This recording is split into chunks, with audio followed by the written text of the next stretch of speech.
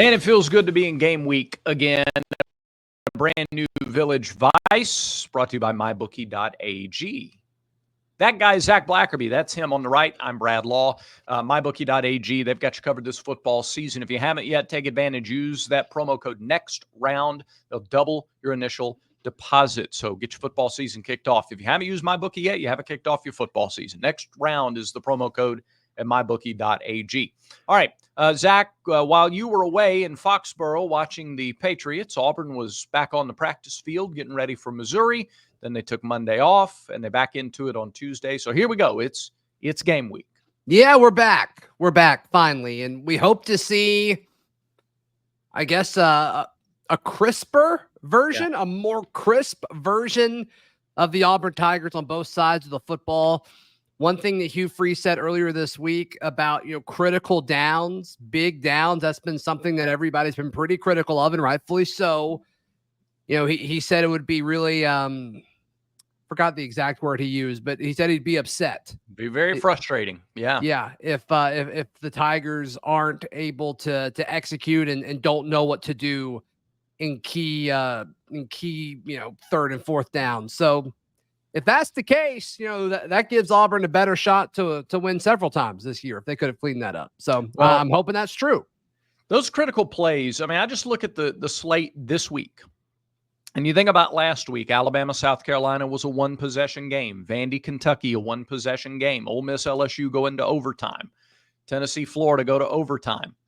All these games around the league, almost the vast majority of them, week after week, are one-score games. Mm-hmm. So every team has 3 or 4 critical downs, critical situations, critical plays that make the difference in winning or losing. How different do they feel in Knoxville today versus how they would have felt if Florida makes 1 or 2, if they don't leave 17 points on the field in the first half of their game, but they didn't. So Tennessee feels good today. I don't think this is inherently a bad team. You typically look at 2 and 4 and you go, well, it's a bad team.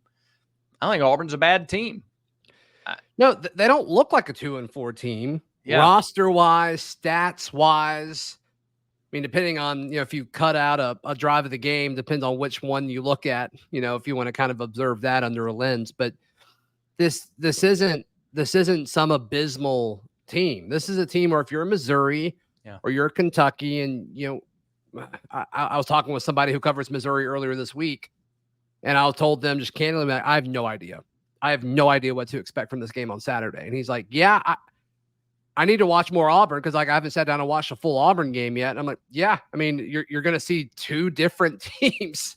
You're going to see, the Auburn team that shows kind of what we thought they would be. And then you're going to show another Auburn team that can't get out of its own way. And it's not like it's one game they look good and one game they look bad. It's really from drive to drive, which almost makes it more frustrating.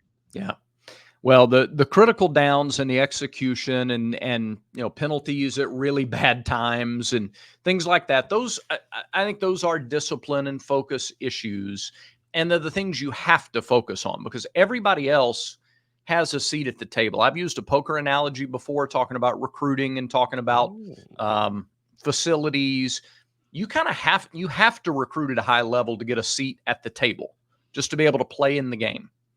You have to have top-notch facilities to have a seat at the table. You have to have a strong NIL program consistently to have a seat at the table. Then what happens at the table, right? It's going to change with every hand that's dealt out. It's going to change week by week in these games. So that's a conference-wide thing. I look at the games this week in the SEC, and there are 7 conference versus SEC games, intra-conference games. 6 of them have point spreads that are less than 1 full touchdown.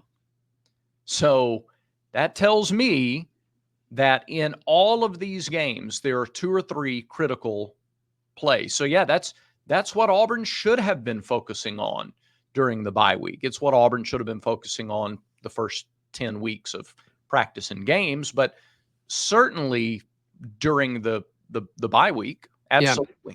So you're the analogy king. You just did an analogy at a poker table. I now want you to do the same message but use the analogy of you being in a grocery store. Go ahead.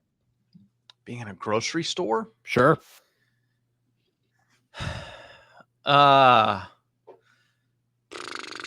didn't think that would stump you. I'm not going to lie. No, I did not think that would stump you. The key to me being the analogy king, or the AK, my AKA is the AK, is that I've got to come up with it. I'm not good when other people come up with pitching an analogy doesn't work. Okay. I apologize. That's all right. Now we know. I apologize, analogy king. Yeah. I agree with you. I agree with everything you're saying. I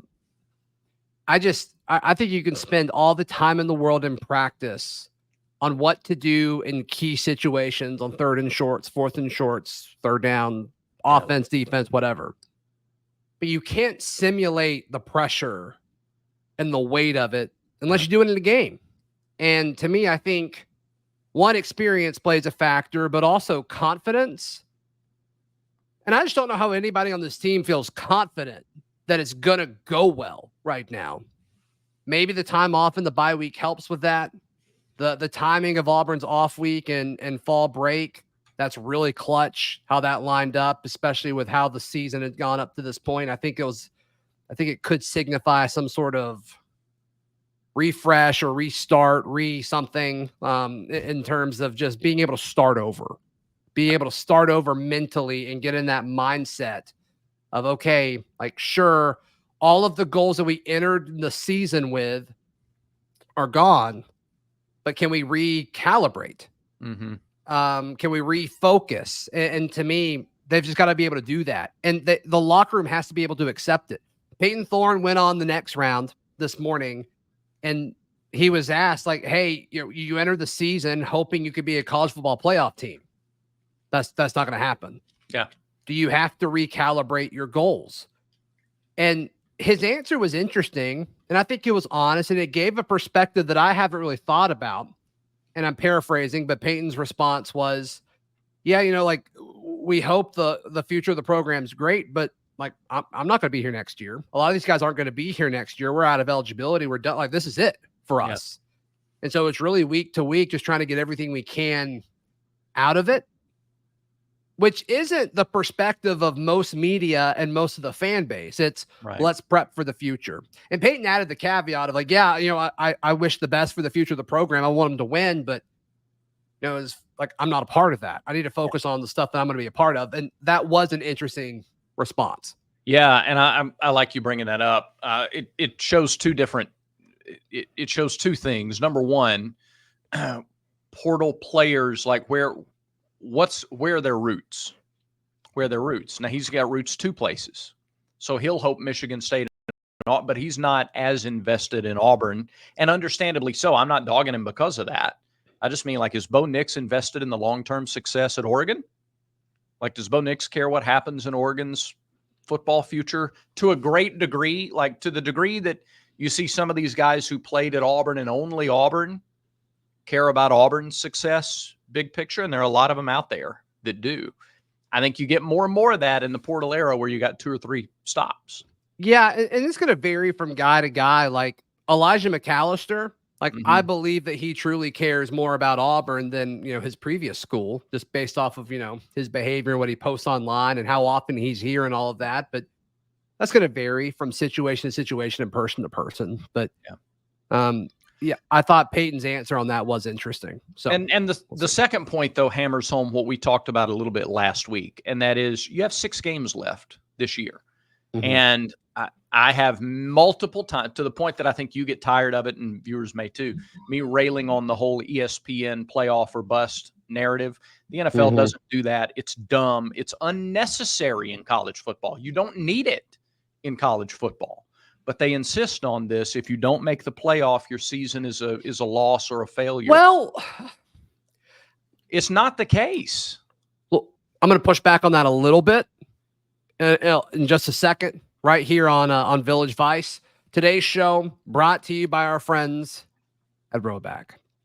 Roback, RHOBACK.com, Roback.com. Use promo code VICE20 to get 20% off. Look, I traveled a lot over the weekend, like you said. I travel in Roback gear. It's the most comfortable and like you feel a little better in it. Like you don't want to like travel feeling like you look like a slob. And so I sported my Roback hoodie on the flight there and the flight back. I was very comfortable. And I highly recommend their hoodies, their collared shirts, their quarter zips. They've got more than all that. But just check it all out. Roback.com. Use promo code VICE20 for 20% off your order. So where I want to push back of, okay, it's playoff or bust. In the sense of you're in a locker room preparing for the season, most schools probably think their season upside is better than it actually is. Mm-hmm. I mean, I think that was the case for Auburn this year. Sure. I would hope so. And your goal, I mean, your goal needs to be the playoffs, unless you're like clearly in a valley of a conference. You're like, let's make a bowl game, then let's see what happens after that, which is fine. But I don't think Auburn was at that point. I think Auburn should expect to go to a bowl game every year. And the fact that they may not this year is a total misfire on several people. But for you to say like college football playoff or bust, I think in most cases like that needs to be the goal. That is the standard right now. Well, but I think we're talking about two different things. Okay. Your goal is to make the playoff, but if you don't, your season's not a bust. I think it depends. Like a bust? I think it probably depends on the program. There's no redeeming value whatsoever in a season that doesn't include a playoff trip. I think it depends on the program. Okay, where Auburn is right now, a season that doesn't end in a playoff berth. Yeah. I mean, if Auburn went 8-4 or 9-3, they missed the playoff, but you feel good about where you're at. Sure. I'll go one step further. Given the fact that Auburn started the season 2-4, if they finish 4-2 and go to a bowl game, that's a 6-6 season. Yeah, and they're nowhere close to the playoff. Yeah, I mean, you're continuing to add context to this to kind of like make the filter on this more and more specific. But sure, yeah, I agree with you. I mean, there's I look back at so many Auburn seasons that didn't include a playoff trip. And what you're saying is because like Auburn has, right. Yeah. Because Auburn has never made the playoff. There's nothing beneficial that's come from any football season that did include a playoff. Like I'm being a little extreme, but not all that extreme. Yeah. But like the fact that Auburn's never made a playoff, I think is bad. I don't disagree. And there were opportunities to do that. And that should be the ultimate goal. But I'm not like, I don't go to a buffet and when the best thing on that buffet is already grabbed, go, well, I'm just not going to eat. I'm just not going to eat. Because how often do you go to a buffet, would you say? Not often. I can't think of the last time I went to a buffet. No, me neither. But again, you get to, or if I go to a restaurant and I go, you know what? This thing on the menu is really, really great. Can you bring me one of those, a 16 ounce? And they go, you know what? We're out. We can't give that to you. Can I tell you a story? Well, I'm just going to leave. That's it. I'm out. Depends on where it is. I've sat down in a wing place and they're out of wings before and I left. Okay. This weekend, went to a seafood restaurant in Boston. Yeah. They were out of clam chowder. Oh, man. And I think that was a big unforced error on their part. That stuff's nasty anyway, so I wouldn't care. But for you, I would imagine, yeah. Really? Not a clam chowder guy? Mm-mm. Wow. No. But I am sorry for you that they didn't have it. Can I tell you? I got the lobster bisque, which was not as good. No. But you didn't get up and leave the restaurant. No, but I have done that before. Okay. I have done that before. Yeah. We're walking to the stadium. Mm-hmm. And there's a lot of Thai law up there. Yeah. And a lot of law jerseys. Sure. And my mom goes, man, there sure are a lot of Brad Law jerseys around. And she's like, that's not what I meant to say. And I'm like, oh, yes, it is. Yes, it is. A subliminal fandom from Mrs. Blackerby. I like that. There we go. I'll take it. So earlier this week when Hugh Freeze spoke to the media, he alluded to the fact that it sounds like they're going to make an effort to run the football more. Yeah. Yeah, he said flat out 27 needs to get more carries. and he said that they have called plays with RPOs that, he would have liked to have seen Jarquez get the carry, but he said absolutely 27 needs to get more touches. I want to provide a little context because I like to do that. Please do. I had to prove my other point, so I went away from the stats that I had. All right, Jarquez Hunter is 5th in the SEC in rushing yards per game. Okay. So he's 5th in the SEC in rush yards a game. He's getting right now 88 yards a game. He's getting 88 yards a game, and he has 78 carries. Okay. The 4th place guy is Nate Noel from Missouri, who Auburn will see this weekend. Noel has 79 carries. Big difference. He's played one fewer game. Oh. So the number 4 running back in the SEC in yards per game has one more carry than Jarquez, but he's played one fewer game. To look at the other backs ahead of Jarquez in yards per game that have also played 6 games, Jaquindon Jackson, 99 carries. Jarquez, 78. Le'Veon Moss has 88, so he's got 10 more carries. And then Dylan Sampson at Tennessee has 118 carries. He has 40 more carries than Jarquez, about 7 a game. You give Jarquez 7 more carries a game, what does he do? Well, he's averaging 6 yards a carry. Depending on when those touches are. Yeah. I mean, you've got 2 or 3 more wins. That's the other part of this too, is it's not, I really I'm trying to be objective and not just do the thing that I think we all want to do. Well, then, Coach Freeze, Derek Nix, just call more running plays that are straight handoffs. Well, I said this last week. It's like we all can say it, but I just don't think that's who Hugh Freeze is. That's part. Yeah. Hugh Freeze wants to run his offense. Mm-hmm. And there is a line of logic, and I understand it, that says, well, if you just ran into 8-man boxes, he's not going to average 6.8 yards a carry.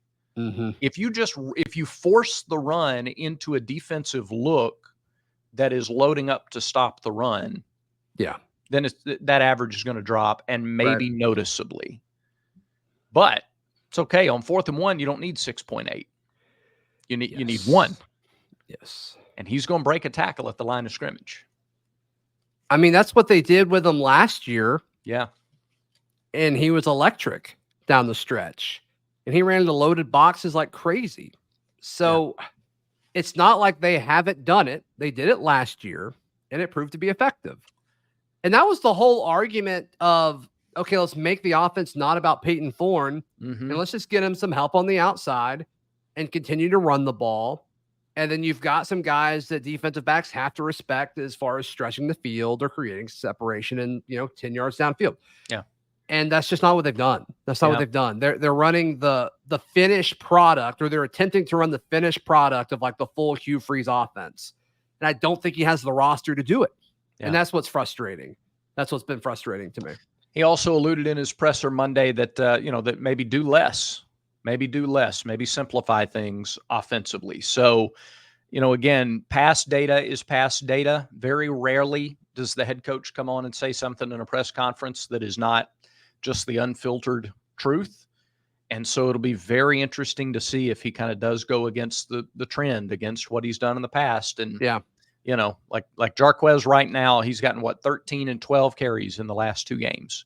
If you set his over under at 16.5, you're just everybody would scream over, of course, over. I would bet under. But will it? That's the thing. That's the question for Saturday. Yeah. And Missouri has allowed folks to run on them. Yeah. And look, I think Peyton needs more rush attempts, designed rush attempts. Yeah. We need to be running the football right now. I think the offensive line is better suited for run blocking than pass blocking. So yeah, that's we'll see. We'll see how balanced they want to be. He also talked about how when they did their self-scouting, they saw they're pretty unpredictable, really good balance, run pass. So does it stay that way, or is it time to load up on the run. You're a 5.5-point underdog on the road. That says home, without home field, it's like a field goal game, one way or the other. Yeah, and the line seems to be moving in favor of Auburn. Yeah. So give me 3 extra first downs. Give me field position for 30 yards. Give me an extra touchdown. I just feel so confident this week that I don't know what to do with it because there's no reason for me to. There's no reason for me to, because it's so easy to say if Auburn doesn't implode, they'll win, but they've given me no reason to think they won't implode. Yeah, I guess. I mean, they didn't implode against Georgia, but yeah, there have been some implosions. But if you listen to players and coaches, I think they did. Well, then yeah, that's an attitude thing that you just hope gets straightened out by fall break and the open date. The time off will help. There's also some just logic to a young team that gets better a little bit, a team that grows and gets better throughout the course of the year. And they've been right there in so many games and just haven't been able to make the play. Yeah. One game where they make the play at the critical time. We'll see. We'll see if they do it. Yeah. Hey, go check out the barn, auburn.com, Auburn's newest message board. A lot of recruiting nuggets, some team nuggets, and then with basketball starting so soon, be sure to hop in over there to hang out with other Auburn fans. It's a community that we're really, really proud of. So check that out at the barn, auburn.com. Brad, I think that about does it for today's show. It does. Thanks, everybody, for watching and for subscribing. If you haven't yet, make sure you do it. Remember, until next time, everyone has vices. Make sure Village Vice is one of yours.